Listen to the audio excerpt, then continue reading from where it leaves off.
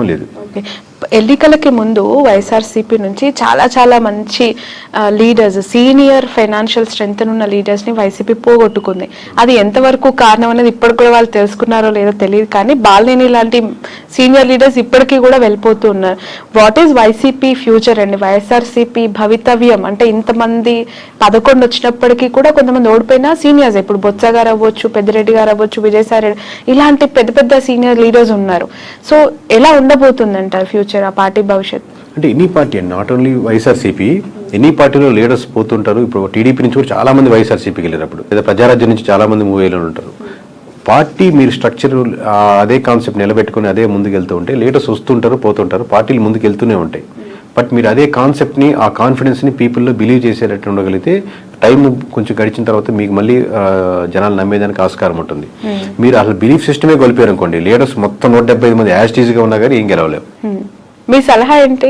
ఎవరికండి? 40% vote bank వచ్చింది, 11 సీట్లే వచ్చాయి, అయినా ప్రతిపక్షంలో కూర్చున్నారు, ప్రతిపక్ష హోదానే లేదు అని చెప్పి మాట్లాడేవాళ్ళు. మీరు ఒక కేకే కన్సల్టెన్సీ నుంచి యాజ్ అ సిఇఓగా జగన్మోహన్ రెడ్డికి కావచ్చు, వైఎస్ఆర్సీపీకి కావచ్చు, వెళ్తాం అనుకునే లీడర్స్ కావచ్చు, వాట్ ఈస్ యువర్ అడ్వైస్? ఒక్కొక్క ఇండివిజువల్ ఎమ్మెల్యేకి ఒక్కొక్క నియోజకవర్గం బట్టి ఆబ్వియస్గా మేము ఇదే టెక్నికల్గా మేము ఇదే వాళ్ళ దగ్గర మనం చార్జ్ చేసి తీసుకొని అక్కడ వర్క్ చేసి సర్వే చేసి ఏది కరెక్ట్ ఉంటుంది, బాగుంటుంది, ఏది గెలిస్తే బాగుంటుంది అని చెప్తుంటాం. బట్ మీరు జనరలైజ్ స్టేట్మెంట్ అడుగుతున్నారు కాబట్టి ఇమీడియట్గా చెప్పలేదు. కొంతమంది ఏంటంటే అండి, నేను మళ్ళీ నెక్స్ట్ టైం గెలవాలి అనేది వస్తుంటారు. ఈ పార్టీ కాబట్టి ఏ పార్టీ అయినా గెలవాలి, నేను గెలిస్తే చాలు, ఏ పార్టీ అయినా పర్లేదు అది చెప్పండి అంటుంటారు. సో ఓవరాల్గా మీకు ఎక్కడైనా సరే ప్రజలు ఏం కోరుకుంటున్నారో ఆ ప్రజల పర్స్పెక్టివ్లో మీరు వర్క్ చేస్తున్న రెడీగా ఉందా లేదా, ఫ్యూచర్లో నాకు ఇక్కడ అవకాశం ఉంది అనుకుంటే రైట్. జనరలైజ్ స్టేట్మెంట్ అంటే జగన్ గారు ఏం చేస్తే ప్రతిపక్షంలో ఇంకా బెటర్ గా వాళ్ళు ఎవరైనా అంటే ఇప్పుడు వీళ్ళు సిట్టింగ్ అన్న అపోజిషన్ ఒకటే, దీంట్లో ఏం పెద్ద ప్రిన్సిపల్లో ఏం తేడా లేదు. దీంట్లో మనం చెప్పేది గ్రౌండ్ రియాలిటీలో ఎటువంటి ఇష్యూస్ ఉన్నాయి, ప్రజలకు ఎక్కడెక్కడ మద్దతు కావాలి, ఏ వర్గాలకి నేను నిలబడాలి, అన్ని వర్గాల్లో నేను నాయకుడిగా నేను నిలబడాలి. నేను కాదు, నేను లీడర్స్ కాదు.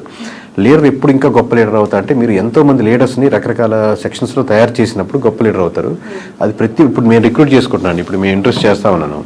ప్రతి ఇంటర్వ్యూలో నేను చూసుకునేది అంశం ఏంటంటే, నాకంటే ఇతనికి లేదా అమ్మాయికి ఎక్కువ టాలెంట్ టెక్నికల్గా ఈ విషయంలో ఉందా, లేదా ఆల్రెడీ ఉన్న వాళ్ళకంటే ఎక్కువ టాలెంట్ ఉందా అని చూసుకొని లీడర్ అవుతాడు. నాకంటే ఎక్కువ టాలెంట్ ఉండకూడదు, నేనే లీడర్ ఉండాలి అనేది కంటే కూడా ప్రతి నియోజకవర్గంలో ప్రతి అంశంలో నాకంటే వాక్చాతుర్యంలో కానీ, మాట్లాడే విషయంలో కానీ, సబ్జెక్ట్ నాలెడ్జ్లో కానీ, మాట్లాడితే కరెక్ట్గా మాట్లాడే పర్సన్స్ కానీ, అంటే అపోజిషన్ కూడా చాలా టెక్నికల్గా మాట్లాడుతున్నాడు, చాలా రైట్ ఇతను, ఓన్లీ అరిచేసి ఏదో తిట్టేసినట్టు కాకుండా అలాగా టెక్నికల్ సబ్జెక్ట్ ఉండే లీడర్స్ని మీరు డెవలప్ చేయగలిగితే ఈ ఉన్న 4-5 సంవత్సరాల్లో మీరు మళ్ళీ గవర్నమెంట్ ఫామ్ చేయడానికో లేదా మీరు ముందుకు రావడానికో తేడా ఉంటుంది. కానీ ఇదే పద్ధతిలో వెళ్తే, ఇదే లైన్లో వెళ్తా ఉంటే మళ్ళీ మీకు కష్టమే. ఓకే.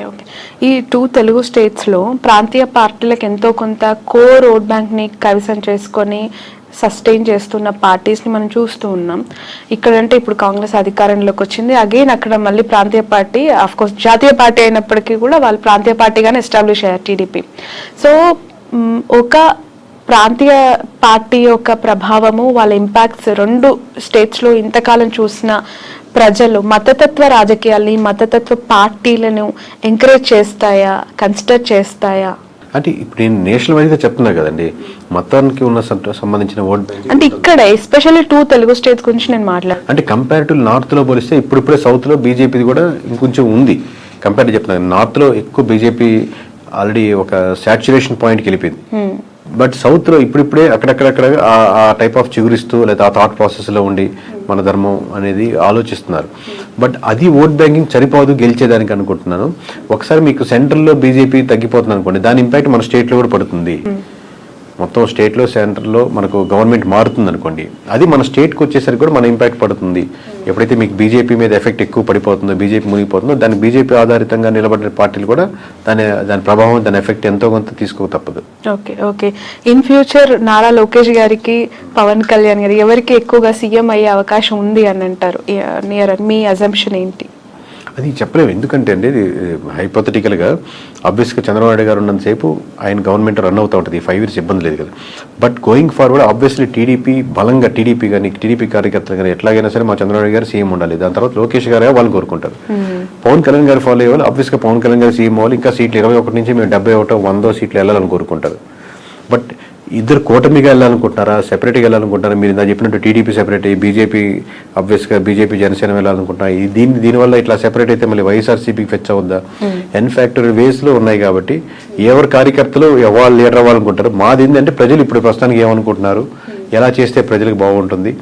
ఇంకా ఆబ్వియస్గా ఏపీ మన సొంత స్టేట్ కాబట్టి ఈ డెవలప్మెంట్లో మనం కూడా ఎందుకైనా భాగస్వామ్యం అయితే ఇది బాగుంటే బాగుంటుంది అని మనకు ఒక స్వార్థం కూడా ఉంటుంది మంది కాబట్టి. ప్రజలు ఏమనుకుంటున్నారు అనేది మీరు చెప్తానంటున్నారు. పిఠాపురం ప్రజలు ప్రస్తుతం ఏమనుకుంటున్నారు? పవన్ కళ్యాణ్ గారు ఎమ్మెల్యే అయ్యారు, డిప్యూటీ సీఎం అయ్యారు, ఒకసారి ఛాన్స్ ఇమ్మన్నారు, గెలిపిమ్మన్నారు, అవకాశం ఇచ్చేశారు. అన్ని ఆయనకు కావాల్సిన 21కి 21 కైవసం చేసేసారు.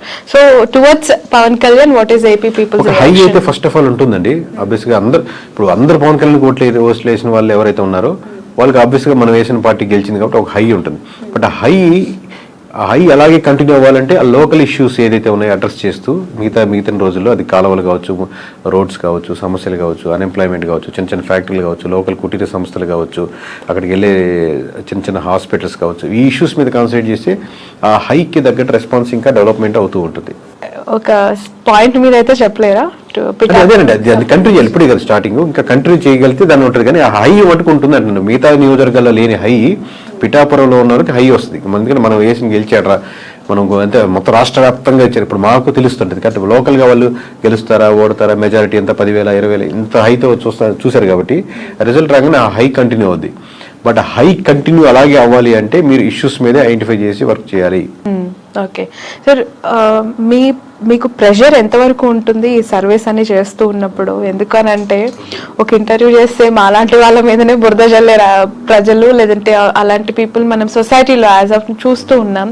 ఇంకా మీరు బియాండ్ దట్ ఒక పార్టీకి మీరు చేస్తూ గెలుస్తుంది, ఓడిపోతుందని మీరు ప్రెషర్ ఉంటుందండి. ప్రెషర్ ఆబ్వియస్లీ చాలా ఉంటుంది. దాంట్లో నేను లేదు అని ఎట్లా ఓవర్కమ్ అవుతారు? అంటే ఒకరు బెదిరించే వాళ్ళు ఉంటారు, లేదా ఇట్లా చెప్పమని అనే వాళ్ళు ఉంటారు, లేకపోతే వాళ్ళు ఇలా పోయాలని ఉంటారు, లేకపోతే బాగా వీరాభిమానులు ఉంటారు, ఏమన్నా చేసేస్తాం నీకోసం బాగుంటారని ఉంటారు. బట్ నేను మోస్ట్లీ నేను పరంగా కానీ నా కంపెనీ నేను ఎవరు ట్రై చేసినా మనం వీటికన్నిటికీ దూరంగా ఉందాం, మన పని మనం చేసుకుంటూ వెళ్దాం అని ట్రై చేస్తున్నాం. కానీ ప్రెజర్ అయితే విపరీతంగానే ఉంటుంది. లిక్కర్ పాలసీ ఇంపాక్ట్ ఎంత ఉందండి? ఆ గవర్నమెంట్ ఓడగొట్టడానికి ఈ గవర్నమెంట్ గెలిపించడానికి అది మేజర్ ఇంపాక్ట్ అంటారా? 1% ఇప్పుడు అన్ని ఒక్కొక్క పర్సెంట్ యాడ్ చేసుకుంటా ఉన్నాం. అంటే వైఎస్ఆర్సీపీ నుంచి టీడీపీకి వచ్చిన ఓట్ బ్యాంకింగ్లో ఖచ్చితంగా 1% అయితే ఓట్ బ్యాంకింగ్ లిక్కర్ పర్స్పెక్ట్లో వచ్చిన ఓట్ బ్యాంకింగ్ ఉంటుందండి. ఇప్పుడు కొత్త పాలసీస్ ఇప్పుడే తీసుకున్నారు కాబట్టి అది ఇంప్లిమెంటేషన్ అయ్యి రేపు పొద్దున 1వ తారీఖు నుంచి రిజల్ట్ చూసి దాన్ని ఎలా ఉన్నాయని చెప్పగలుగుతాం. Right. Thank you so much అండి. Thanks a lot. సో మొత్తానికైతే ఫ్యూచర్లో రాహుల్ గాంధీని ప్రధానమంత్రిగా చూడొచ్చు అంటారా? అంటే ఇప్పుడున్న వేవ్ చూస్తుంటే మటుకు నార్త్లో అన్ని స్టేట్స్ ఓడిపోతున్నాయి కాబట్టి ఇలాగే వెళ్ళగలిగితే అది జరుగుతుంది. లేదు బీజేపీ రివైవ్ చేసుకుని మార్చుకోవాల్సిన అంశాలు మార్చుకుంటే మంచి పోటీ ఇవ్వగలుగుతుంది. బట్ ఛాన్సెస్ ఆర్ అలా 100% ఇప్పుడు చెప్తున్నాం కదా, ఆల్రెడీ అన్ని రాష్ట్రాల్లో బీజేపీ ఓడిపోతుందని చెప్తున్నాం కదా, ఇలాగే జరుగుతుంది. ఆబ్వియస్లీ కాంగ్రెస్కి ఉన్నటువంటి ఆప్షన్ అదే కాబట్టి ఆప్షన్ ఉంది మీరు అడిగిన దానికి. Okay, right. Thank you so much అండి. ఇది కేకే గారితో స్పెషల్ ఇంటర్వ్యూ. That's all.